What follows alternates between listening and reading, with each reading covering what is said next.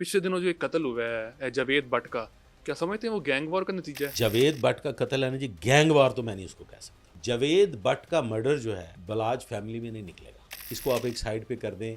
वो gang war नहीं है, वो कोई और अपनी तकलीफ, अपनी रंजिश निकाल ली। क्या लगता है अमीर मसहब या अमीर फतह जो है वो अब इस दुश्मनदारी को आगे लेके बच्चे जाने की हैं, पोजीशन में है? बच्चे हैं, वो इतने बड़े शाही किले की दीवारें नहीं तोड़ सकते।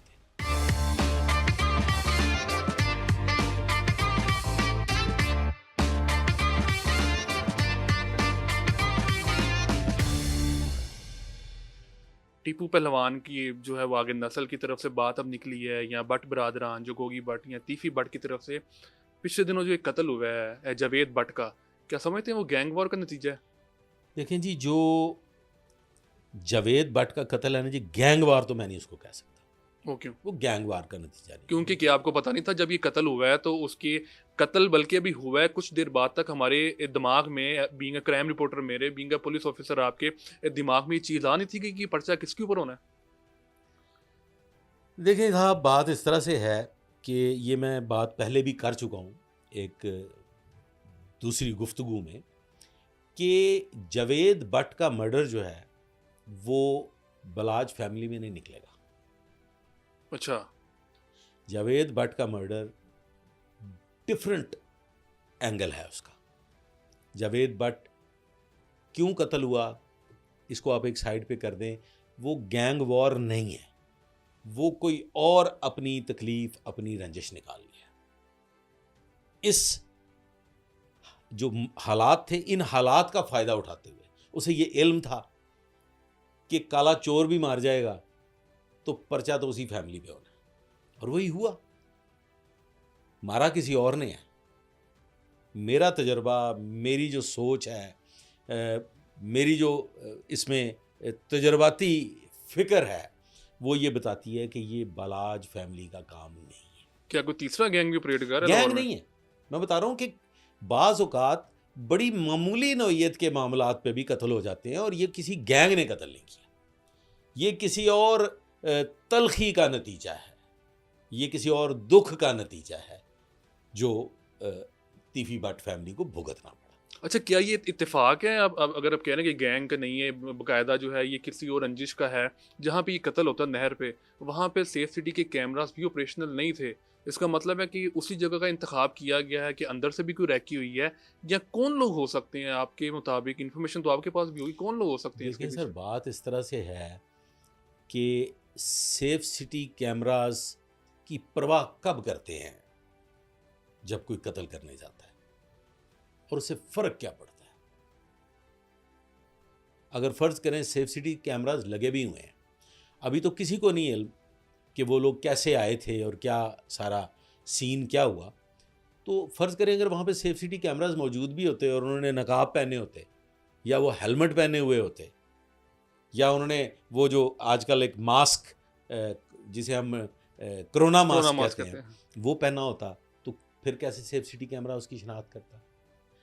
ये जो क्रिमिनल है वो अपनी जान हथेली पे रख के आता है। उसे ये इल्म होता है कि मैं जितनी बड़ी अटेम्प्ट करने जा रहा हूँ, इसका जो रिवर्स ऑर्डर है वो भी शायद इससे कहीं ज़्यादा भयानक हो सकता है। उस मौके पे ऐन उस वक्त बड़ी हमारी इफेक्टिव फोर्स है डॉल्फिन फोर्स। बहुत सारे ऐसे वाक़यात हुए हैं कि डॉल्फिन ने बड़ा भरपूर मुकाबला किया है, और डॉल्फिन बेचारों को भी उसमें बड़ी मुश्किलात का सामना करना पड़ा है। खौफज़दा तो रहते हैं कि फायर ना किया जाए, लेकिन ऐसी सूरत में आप क्या समझते हैं कि अगर डॉल्फिन आ जाते और वहाँ पे ये वाक़या हो रहा होता, तो वो लोग ज़िंदा वापस ना जाते? तो वो अपनी जान हथेली पे रख के आए थे, उनको फ़र्क नहीं पड़ता था कि कैमराज लगे हुए हैं या नहीं लगे हुए। कोई रैकी शैकी की ज़रूरत नहीं, कैमरा लगे हुए में भी वारदात होती है, डकैतियाँ होती हैं, आप देख रहे हैं, फुटेजेस मिलती हैं। तो कैमराज ख़राब हैं, कैमराज नहीं हैं, ये एक बिल्कुल अलग से सवाल है, जो कि ज़्यादती है, जो कि गलत है। कैमराज फ़ाल होने चाहिए, रिप्लेसमेंट्स होनी चाहिए, और मेरे ख़्याल में कि जहाँ तक मेरे इल्म में है, क्योंकि मैं जानता हूँ जो इस वक्त हेड कर रहे हैं सेफ सेफ सिटी सिटी था, को। ही इज़ अ जेंटलमैन, बड़ा मेहनती अफसर है। 24 घंटे वो सेफ सिटी को بہتر بنانے کی ایسا کوشش ہی کر رہا ہے، محمد احسن یونس. ایسا ہی مسئلہ. تو میرا یہ خیال ہے کہ شاید آنے والے وقت میں within very short period safe city کے تمام کیمراز جو ہیں وہ ورکنگ میں آ جائیں گے. لیکن یہ سوال نہیں ہے کہ کرمنل کو پتہ تھا کہ یہاں پہ کیمراز ورک نہیں کر رہے، ان کو پرواہ نہیں ہے کیمراز ورک کر رہے ہوں یا نہ کر رہے. اچھا، جو بات آپ نے بھی کی ہے کہ اس کیس کا جو ہے وہ تعلق نہیں ہے آپ کے بقول جو امیر بلاش فیملی کے ساتھ یا ان کے بھائیوں کے ساتھ، کیا یہ بات وہاں بیٹھے تیفی بٹ کو یا ان کے اہل خانہ کو نہیں پتا کہ کوئی اور بھی ہو سکتا ہے؟ کیونکہ جو پرچہ ہوا ہے آپ نے بھی دیکھا ہوگا کہ سمجھ سے بالا تر ہے کہ کیسے انہوں نے امیر مصعب کا جو بھائی ہے امیر فتح، فتح اس کو اور کیسر بٹ کو جو ہے وہ کہا ہے کہ وہ بائکوں کے اوپر آئے، انہوں نے فائرنگ کی ہے، نامزد پرچے دیے ہیں. تو یہ کتنی عجیب سی ایف آئی آر ہے. اس سے تو بہت زیادہ فائدہ ملے گا میرے خیال سے دیکھیں ملزم پارٹی کو. بات اس طرح سے ہے کہ دشمنیوں میں ایسی ایف آئی آر سی ہوتی ہے. دشمنیوں میں میں نے ایسا بھی دیکھا ہے جو میرے تجربات میں شامل ہے کہ ملزمان پکڑے بھی جاتے ہیں، حقیقی ملزمان پکڑے جاتے ہیں، لیکن مدعی جو ہے وہ ان کو اپنا ملزم تسلیم کرنے سے انکار کر دیتا ہے. وہ کہتے ہیں جی ہمارے ملزم وہی ہیں جو ہم نے ایف آئی آر میں نامزد کیے. ایسے بھی واقعات موجود ہیں. اس وقت یہ ہسٹوریکل فیکٹ ہے، یہ تاریخی باتیں کر رہا ہوں. اس میں تو پولیس کا کردار سامنے آئے گا نا کہ پولیس کی انویسٹیگیٹ کرتی ہے. پولیس تو انویسٹیگیٹ کرتی ہے، پولیس نے تو انویسٹیگیشن اپنی ہے رائٹ خطوط پہ کرنی ہے، لیکن یہ تو حق حاصل ہے نا مدعی کو کہ وہ تسلیم نہ کرے. مطلب ایسا میں جوہر ٹاؤن کے ایک ایسے مقدمے کو جانتا ہوں جس میں تفتیشی افسر نے بطور تفتیشی اتنا بہترین کام کیا، اتنی محنت کی کہ اس نے تو اگر 5 لوگ اس مقدمہ میں انوالو تھے تو اس نے ان کی تعداد 20 تک پہنچا دی. اتنی گہرائی تک جا کے اس نے اس کو انویسٹیگیٹ کیا کہ یہاں سے ملزمان چلے، اس پوائنٹ تک پہنچے، یہاں سے نکلے، یہاں پہ یہ ہوا، یہاں پہ یہ ہوا.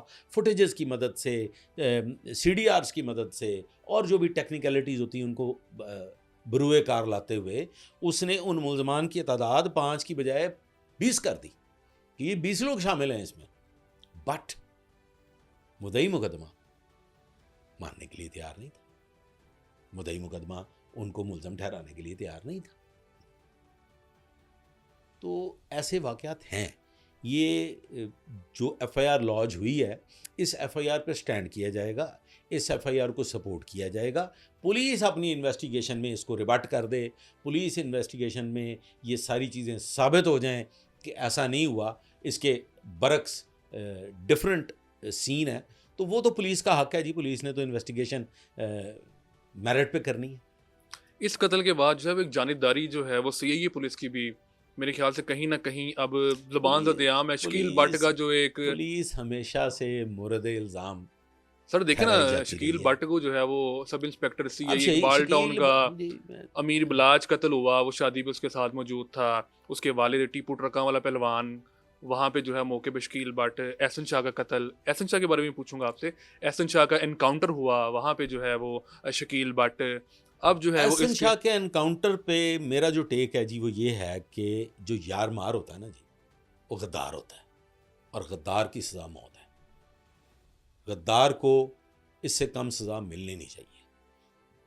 میں اس پہ کمنٹ اس لیے نہیں کرنا چاہتا کہ مجھے ذہنی طور پہ تقویت ملی ہے، میں ذہنی طور پہ راضی ہوں کہ جس شخص نے ایک ایسے دوست کو قتل کروا دیا کہ جو اس کا پالن ہار بھی تھا، جس کا وہ مقروض بھی تھا، خرچہ اٹھایا اور ہوا تھا جو اس کا. اس سے اپنے سگے بھائیوں سے زیادہ محبت کرتا تھا. یار یہ یاری پہ سے آپ کا اعتبار نہیں اٹھ جائے گا؟ آپ کس کو یار کہیں گے؟ آپ کس کو یار مانیں گے؟ تو وہ تو جو ہوا ہے نا جی وہ بالکل ٹھیک ہوا ہے. یس ٹیکنیکلی اگر آپ بات کرتے ہیں تو سی آئی اے کو مورد الزام ہمیشہ سے ٹھہرایا جاتا رہا ہے. سی آئی اے ہائی پروفائل کیسز کو ڈیل کرتی ہے، سی آئی اے ہمیشہ پونڈا دی کھکھر چھت پاندی ہے، تو پھر لوگوں کو تو تکلیف پہنچتی ہے. اور اگر الزام پولیس پہ نہ لگے، سب سے آسان کام ہی پولیس پہ الزام لگانا ہے، اور تو آپ کسی پہ الزام لگا ہی نہیں سکتے. لگا کے دکھائیں نا ذرا. ایک واحد ادارہ ہے آپ کے پاس، پولیس، جس کو آپ جب چاہیں گریبان سے پکڑ لیں، جس کو آپ جب چاہیں کٹہرے میں لا کے کھڑا کر دیں، جس کی جب چاہیں میم بنا دیں، جس کو جب چاہیں تھیٹر پہ بدنام کر دیں، اور جسے جب چاہیں آپ اپنے ٹی وی چینل پہ وردی بنا کے اس کو ایک بھانڈ کی شکل میں پیش کر دیں.